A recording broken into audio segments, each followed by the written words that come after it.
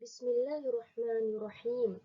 Assalamualaikum warahmatullahi wabarakatuh dan salam sejahtera. Alhamdulillah, pada hari ini kita bertemu lagi dalam kuliah kita yang kedua. InsyaAllah, kita akan meneruskan lagi perbincangan kita dalam chapter 1 di bawah tajuk pengenalan penghayatan, etika dan peradaban dalam acuan Malaysia. So, sebelum kita meneruskan perbincangan kita akan imbas kembali apa yang telah kita pelajari pada kuliah minggu lepas. Pada minggu lepas, kita telah berbincang pada subtopik yang pertama iaitu pengenalan etika dan peradaban. Selepas itu kita juga telah berbincang berkaitan dengan perbezaan antara etika dan juga akhlak. Dan yang terakhir adalah kita telah berbincang berkaitan dengan faktor pembentukan etika individu.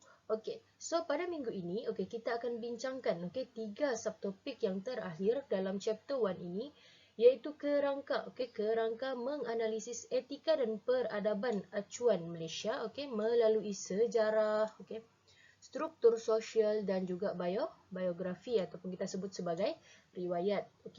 Seterusnya kita akan berbincang berkaitan dengan kepentingan etika terhadap individu, terhadap masyarakat, terhadap negara dan yang terakhir adalah terhadap warga global.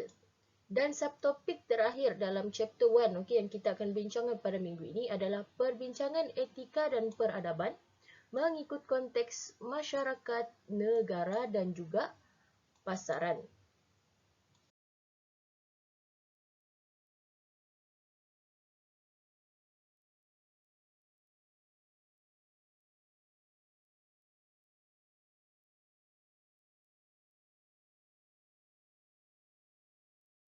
Seperti mana yang telah saya nyatakan pada awal tadi, kita akan imbas kembali apa yang telah kita pelajari pada minggu lepas. So pada minggu lepas, kita telah berbincang berkaitan dengan pengenalan etika dan peradaban yang mana, pada minggu lepas kita telah sentuh, kenapa etika dan peradaban ini penting dalam sebuah masyarakat. Hal ini kerana, supaya masyarakat memiliki kepribadian yang tinggi, masyarakat saling hormat menghormati, masyarakat hidup harmoni dan juga masyarakat dapat membina negara bangsa. Selain itu juga, pada minggu lepas kita telah berbincang berkaitan dengan adab. Yang mana adab ini ianya merujuk kepada budi pekerti yang halus, tingkah laku yang baik dan juga budi bahasa. Selain itu, kita juga telah berbincang berkaitan dengan adat resam, yang mana adat resam ini merujuk kepada adat yang menjadi kebiasaan kepada sesuatu kaum. Sebagai contoh, adat resam yang berkaitan dengan perkahwinan. Contohnya merisik, bertunang dan juga majlis perkahwinan. Seterusnya, pada minggu lepas kita juga berbincang berkaitan dengan adat istiadat. Yang mana ianya merujuk kepada berbagai-bagai adat dan juga kebiasaan. Ianya juga adalah majlis rasmi untuk menyambut sesuatu peristiwa. Sebagai contoh pertabalan agung. Selain itu, pada minggu lepas kita juga membincangkan berkaitan dengan etika. Yang mana etika ini ianya berasal daripada perkataan ethos, iaitu dalam bahasa Greek, yang membawa maksud budaya, perangai dan juga kepribadian.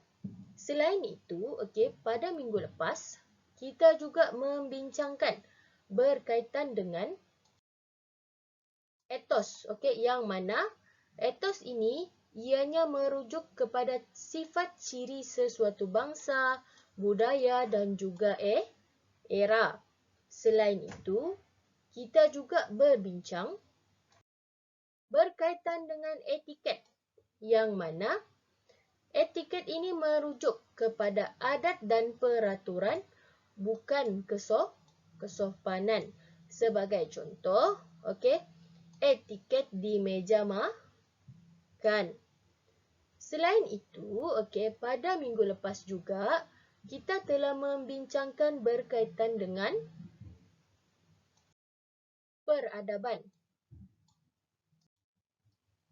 So, biasanya peradaban ini, kita gunakan term tamadun, ataupun, kebanyakan kita guna term in English iaitu civilization.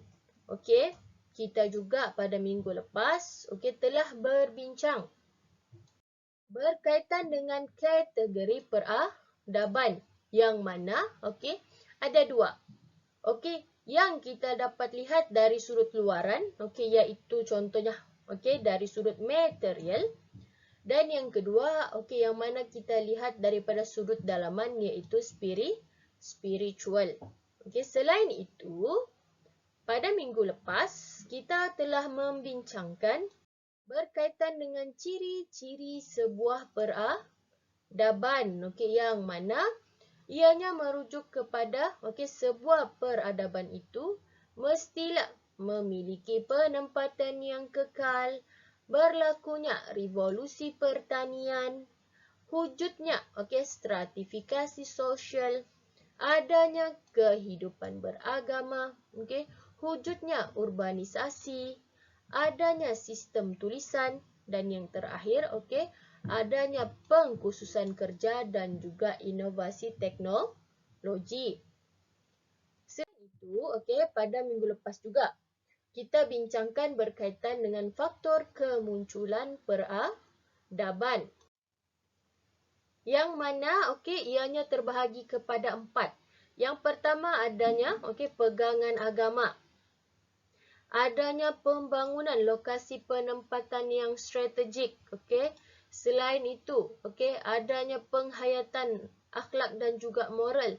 Dan yang terakhir adalah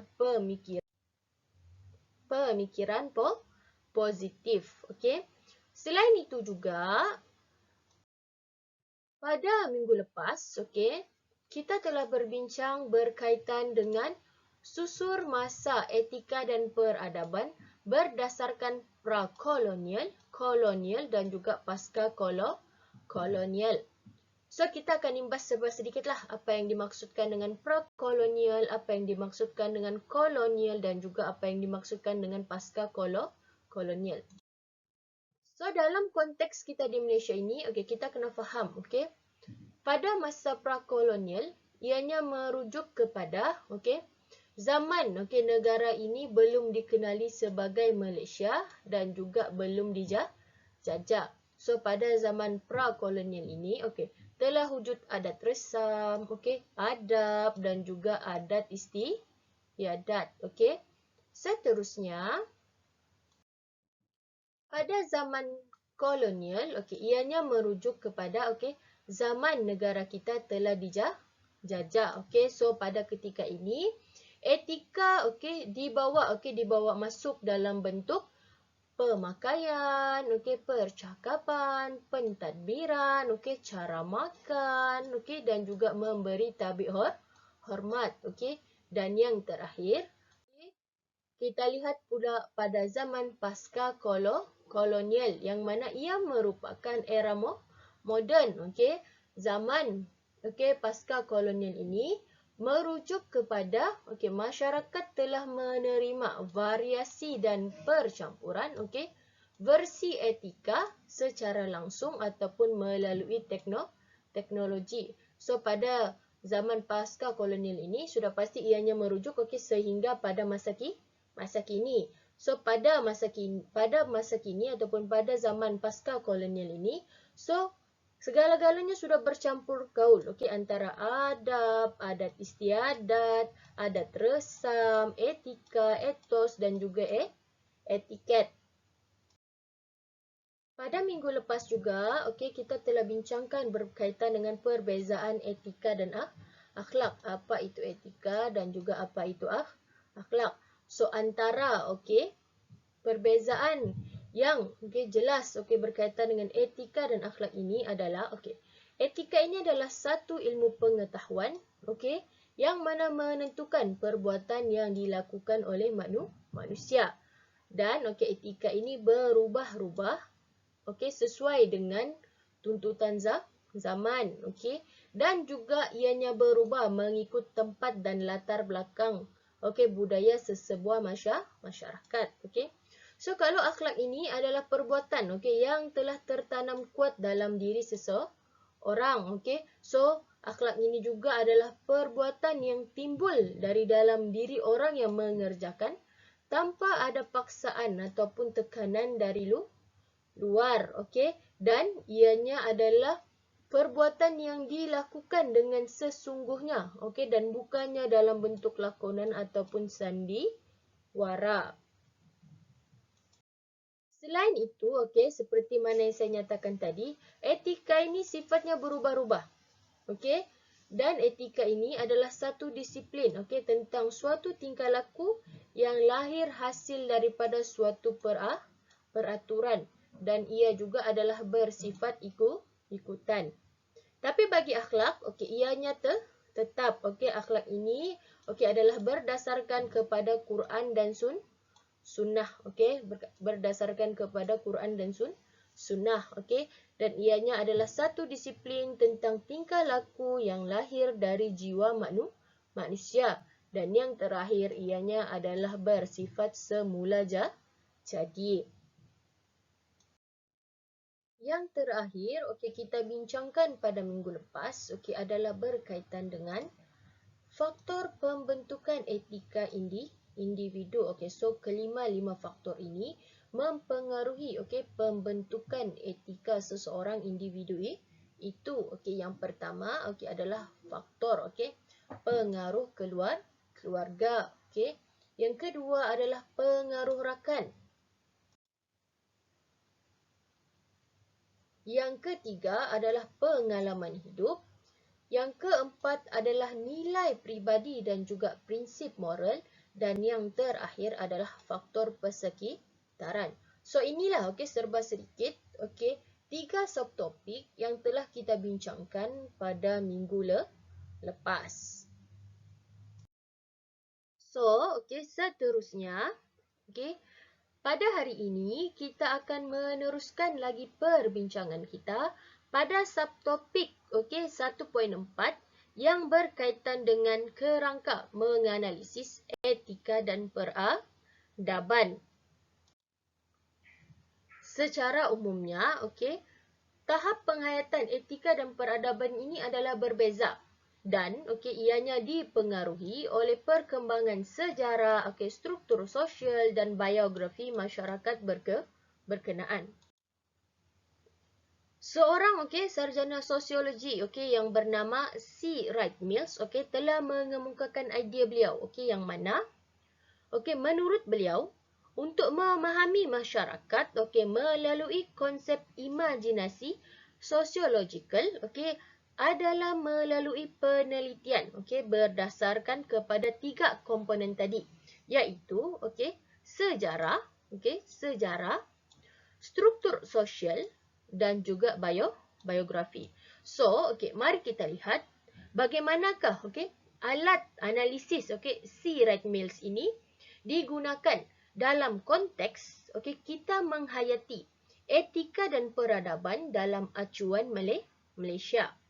So kita akan go through one by one. So yang pertama adalah dalam konteks sejarah. Dalam konteks ilmu sosiologi, sejarah ini merujuk kepada himpunan peristiwa dan pengalaman lalu yang saling berkait okey melibatkan individu, keluarga dan juga komuniti dalam masyarakat okey. So bila kita meneliti sejarah okey sudah pasti dengan kita melihat okey kembali asal usul kita di negara ini okey adakah kita ini penduduk asal ataupun kita ini adalah sebahagian daripada proses migrasi, okey, yang berlaku dalam wilayah alam Melayu, atau okey, kita ini adalah migrasi dari peradaban Cina, India, Arab dan Eropah. Okey. So, okey, sejarah inilah okey yang menentukan bagaimanakah okey negara ini dibentuk okey menjadi sebuah negara. Dan apabila kita berbicara juga okey berkaitan dengan sejarah, kita juga kena fahamlah okey bagaimana pada minggu lepas kita berbincang berkaitan dengan susur masa okey pembentukan etika dan peradaban okey daripada zaman pasca kolonial pula daripada zaman okey pra-kolonial sebelum penjajahan. Okey, itu semua sejarah yang kita kena faham, okey. Yang kedua, pada zaman kolonial, itu pada zaman penjajahan, dan sudah pasti kita kena memahami okey sejarah yang berlaku pada masa pasca kolonial. Okey, semua ini sejarah okey yang mana okey ianya memberi okey kesan okey mempengaruhi dalam perkembangan etika dan peradaban kita di Malaysia. So itu yang pertama dari sudut sejarah. Yang kedua, okey, kita akan berbincang dari aspek struktur sosial. Struktur sosial ini, kalau dari sudut bahasa, ianya merujuk kepada sistem sosial, okey, manakala kalau dari segi sosiologinya, ianya merujuk kepada hubungan yang dibina dan terjalin okey dalam sesebuah masyarakat yang mana ianya berfungsi untuk menggerakkan dinamika masyarakat. So kita tentulah mempunyai okey tahap penghayatan yang berbeza-beza mengenai etika dan peradaban kita di Malaysia okey berdasarkan struktur sosial kita. Sebagai contohnya, okey, struktur sosial ini melibatkan komuniti dan juga sistem sekeliling. Sama ada okey dalam bentuk formal ataupun tidak formal. Okey, contohnya okey di mana kita tinggal, di mana kita dibesarkan, okey, kita bersekolah di mana dan juga di mana kita bekerja. Okey, selain itu juga okey contoh lain okey yang terdapat dalam slide kamu sebagai contoh okey struktur sosial okey tradisional dan juga struktur sosial moden. Okey, yang mana kalau kita lihat dalam struktur sosial tradisional ini, okey, kita ada golongan yang memerintah dan juga kita ada golongan yang diperintah. Okey, ianya bermula daripada hamba, rakyat jelata, okey, pembesar ataupun bangsawan dan juga diraja. So dalam struktur sosial moden kita pun macam itu. Okey, dia dibahagikan kepada golongan yang memerintah dan juga golongan yang diperintah. Okey, bermula daripada kelas bawahan, kelas pekerja, kelas menengah dan juga kelas atasan. So, sangat penting untuk kita memahami okey lapisan-lapisan struktur sosial kita yang mana okey ianya akan membolehkan kita menghayati etika dan peradaban kita okey yang telah terbina dan juga sedang berlangsung dalam negara kita. Yang terakhir, okey kita akan bincangkan okey dari aspek biografi. So, biografi ini, kalau dari sudut bahasa, ianya merujuk kepada riwayat ataupun kisah hidup seseorang. Manakala, dari segi sosiologinya, biografi ini merupakan satu fenomena struktur sosial dan proses sejarah yang mencorakkan pengalaman individu, keluarga, komuniti dalam masyarakat dan sebaliknya. Okey, selain itu juga, okey, ianya boleh mencorakkan struktur sosial dan proses sejarah. Okey. So contohnya okey kita menghayati biografi diri kita. Okey, bagaimana sejak lahir sampai lagi kini. Okey, lepas tu bagaimana diri kita ini menjalani hidup. Okey, bagaimana diri kita ini okey telah terbentuk hasil daripada sejarah diri kita dan struktur sosial yang membentuk diri kita. Okey, selain itu juga okey kita hendaklah okey memahami ataupun mengetahui okey biografi orang yang penting bagi negara kita. Okey, sebagai contoh okey okey, orang yang paling banyak memberikan sumbangan dalam kita mahu mencapai kemerdekaan, iaitu bapa kemerdekaan kita, tidak lain dan tidak bukan sudah pasti Tunku Abdul Rahman.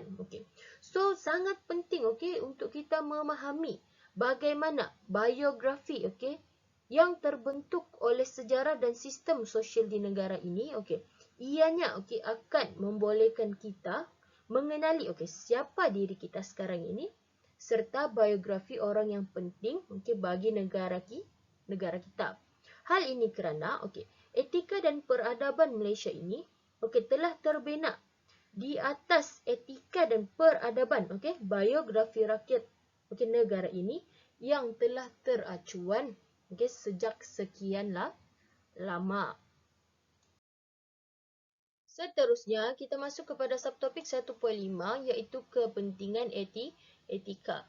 Last week, dalam mukaddimah ataupun dalam introduction chapter 1 ini, kita telah bincangkan why etika dan peradaban ini penting dalam sesebuah masyarakat. Yang mana dalam perbincangan tersebut kita sentuh, kita telah menyentuh bahawa etika dan peradaban ini penting untuk sesebuah masyarakat itu supaya masyarakat berkepribadian tinggi, saling hormat menghormati, hidup aman harmoni dan juga membina negara bangsa.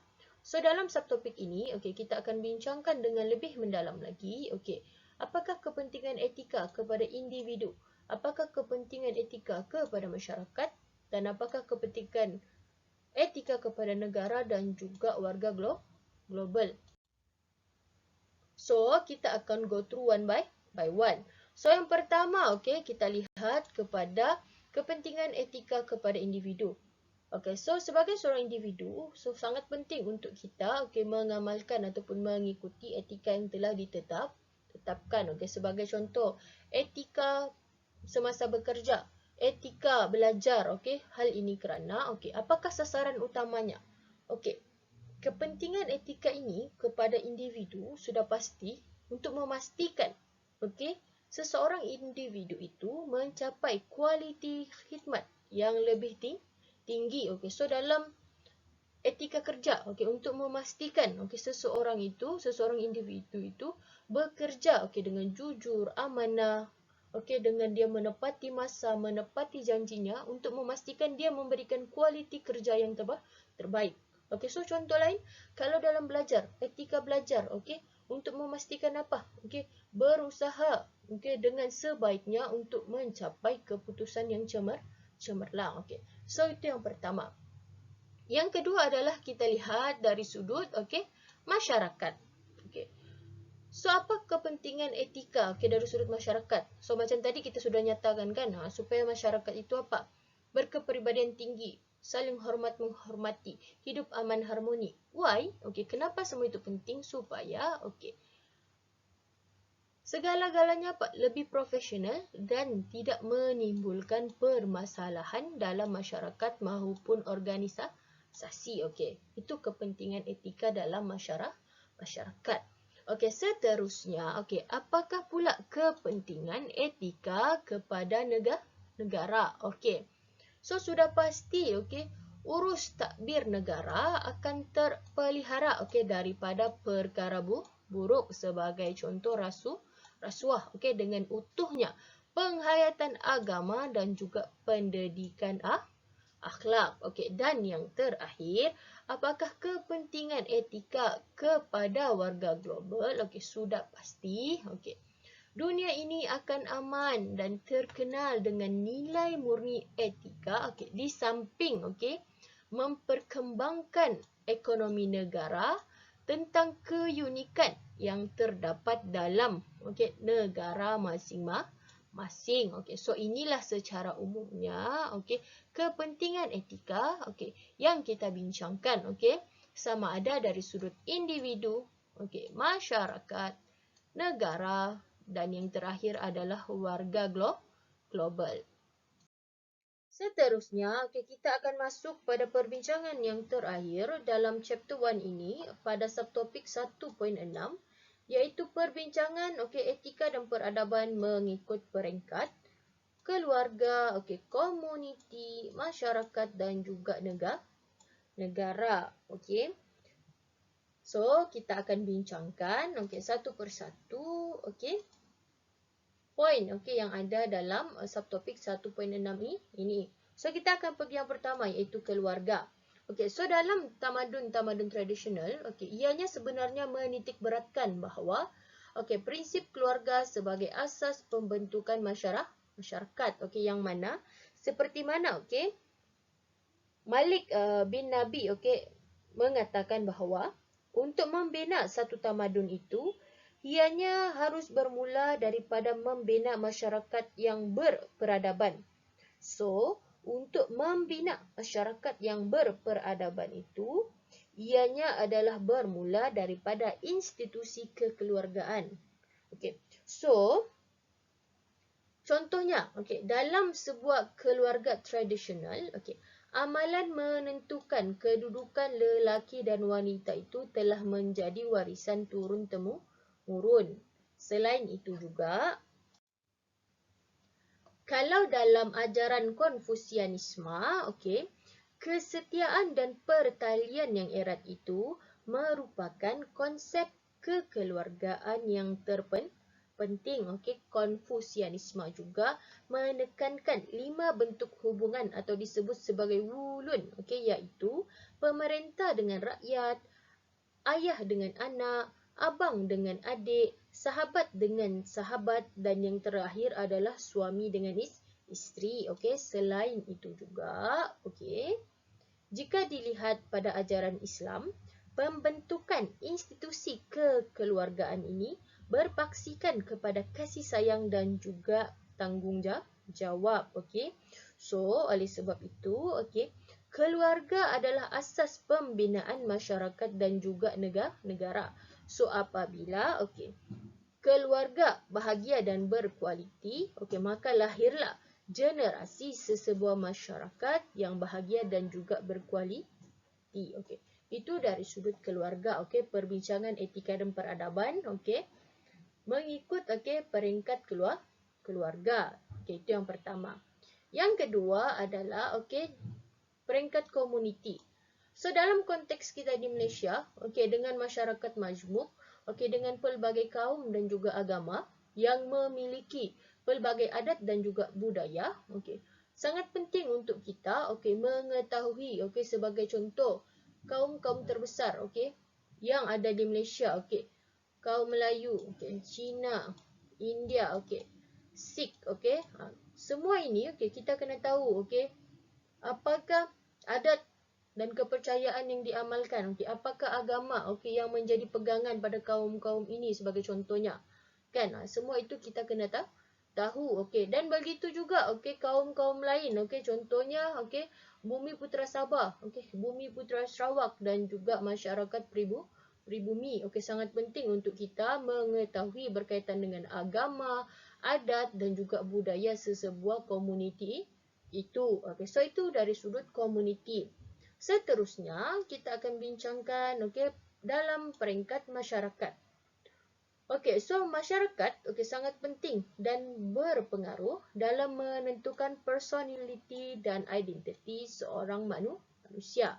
So, komuniti juga dapat memastikan bahawa nilai-nilai dan norma-norma murni dalam masyarakat okey sentiasa dihormati. Okey, so komuniti okey dapat memberikan sokongan moral dan material dan psikologikal kepada anggotanya. Okey. So, ianya semuanya saling berkaitan. Okey, daripada keluarga okey kepada komuniti dan akhirnya kepada masyarakat.